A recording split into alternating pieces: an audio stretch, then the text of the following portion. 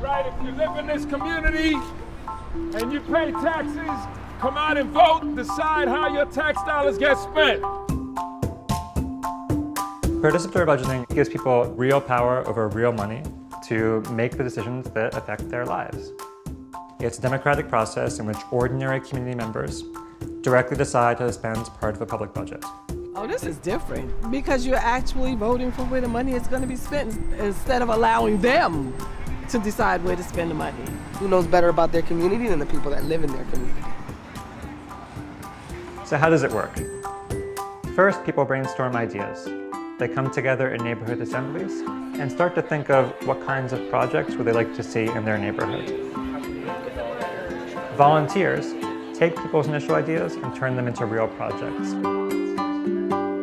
We started with maybe about 40 projects, and so we had a series of budget delegate meetings, and we narrowed down the list into about 4 or 5 projects. What are the real needs of the community? If you only have a certain amount of money, what is it that you can do that's going to benefit as many people as possible?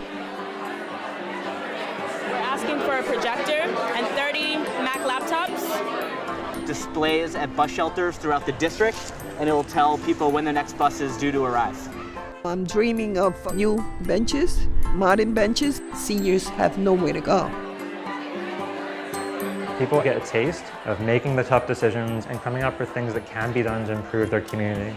And they bring them back to the public for a vote.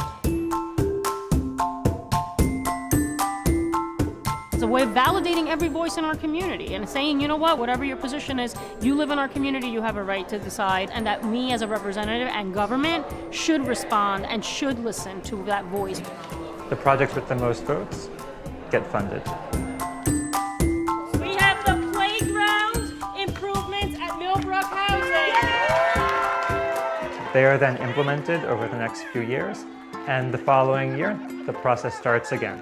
People brainstorm new ideas, turn them into new projects, vote on them, and fund more improvements for their community. PB becomes part of the budget process. It becomes a new way of governing. I think this is like the greatest wave of democracy coming into the United States. It started in Porto Alegre, Brazil in 1989. From there, it spread all over Latin America and over 1,500 cities around the world. In Toronto, public housing tenants have decided to spend millions of dollars each year on improvements to their buildings. In Chicago and New York, city council members have set aside discretionary funds for the community to decide. In Vallejo, California, PB has been used citywide for funds from a new sales tax. This was a great opportunity for you to be a part of government and better the city you live in. Like, who wouldn't want to take advantage of that?